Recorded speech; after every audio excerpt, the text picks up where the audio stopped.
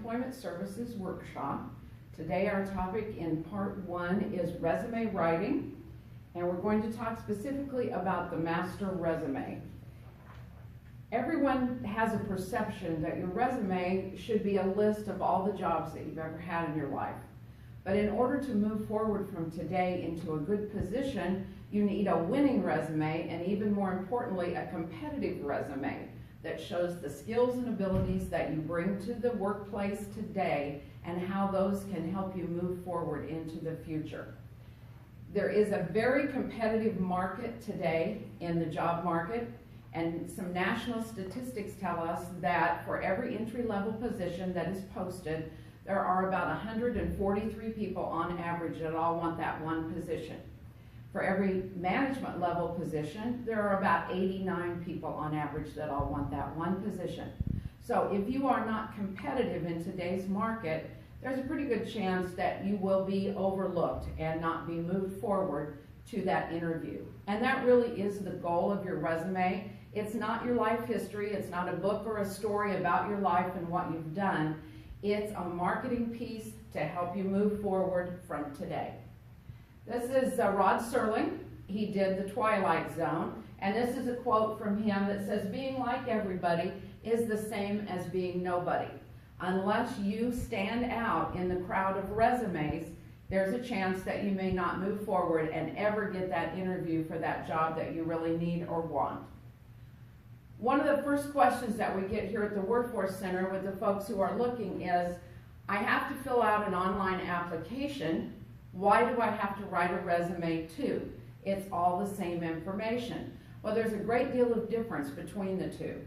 The online application is, for all intents and purposes, a legal document. When you're filling that out and you're filling out the little boxes that are required, you will eventually get to a point where you'll submit that online application. The submission, when you click that button, is an attestation of the truth of everything you just said.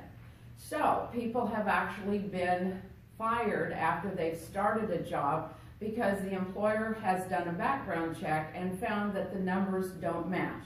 Not necessarily because you intended to lie, but you might think, well, when did I work at that job? Was it 2001? Was it 2002? You make a guess, and you guess wrong. And because you've attested to the truth of all the information on that application, that is grounds for firing should they dispute with what you've put on the application. Yes, everything that's on the application is probably going to be included in your resume, but they also want you to upload a resume for several different reasons. First of all, they'll see if the information is the same. Does it match?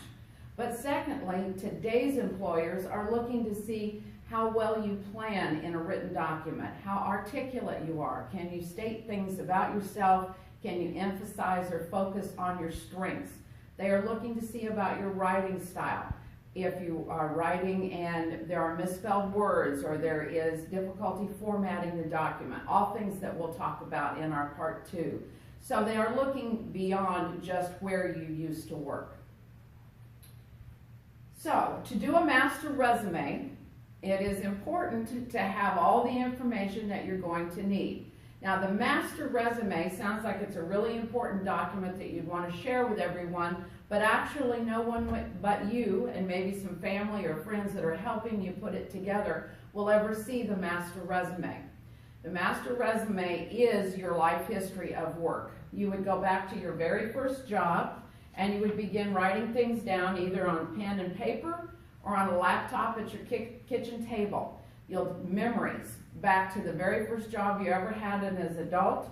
You'll write down who the company was, where the company was, who did you work with, who was your supervisor, who were your co-workers, what were your job duties. You'll write down everything you can possibly remember.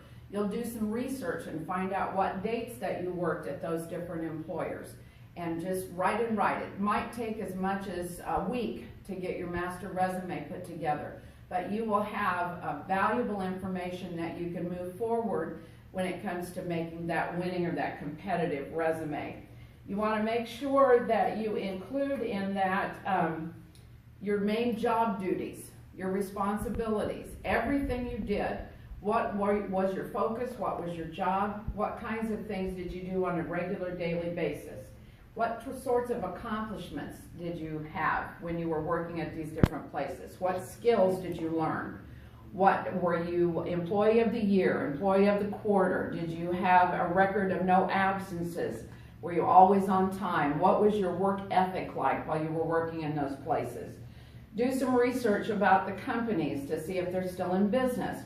If not, see if they've maybe changed their name or changed their owners. The more information you can gather about these previous jobs, the more good background information you'll have to write that really good competitive resume.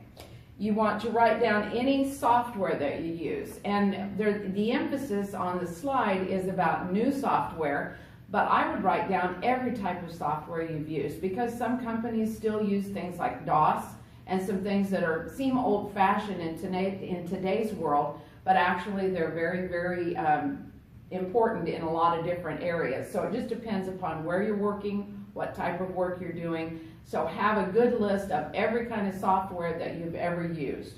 Whether it's something that you want to use moving forward, that's fine. That all builds your skill base and the things that you've learned.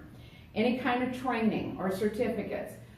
For example, I have my CPR, but I don't have that on my resume, but it's in my master resume because that's something important to know. It's not a job that I want to move forward with in the future, but it is a critical piece of my work history. So your master resume is really the history. And then from there, we're going to talk in our next part about how to build a targeted resume. You want to write down things like if you've taken the Work Ready certificate, so you've taken the work keys to get that certificate, you're definitely wanting to include that in your new resume that you're writing. So those things are important. The dates that you did, the skill levels you were at, what certificate you received, whether it was a bronze, a silver, a gold, or a platinum. So once you have that all done, and it could take you some time, you might sit down and write for a while, and then you might get up and do something else, and then go back and read what you've written, and it'll trigger some memories of the jobs that you've had over the years. Talk with friends or family to have them help you remember where you've worked if you have an extensive list. And from that list, then, you've built a really good base for what we call transferable skills. And the transferable skills are going to be used to write all of these good targeted resumes that we're going to talk about in part 2. Transferable skills can be used for multiple things, multiple reasons why you would need to know these.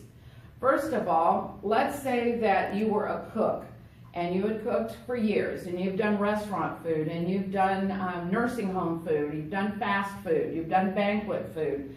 And you bring in a resume that is very obviously cooking. And you say, never want to cook again. How do you take a cooking resume and turn it into a resume for a different career? Also, there's a lot of folks that have gaps in their resume. Possibly 3 months, 6 months. Some people as many as, for example, I have 12 years of a gap in my work history. And you might wonder, well, what was she doing in that 12 years? If I included on my resume, it would be obvious, but that's going to make my resume even longer. And they're not necessarily, that's not the job I want to continue to do. I was a mother and a wife for 12 years, stayed home with my kids.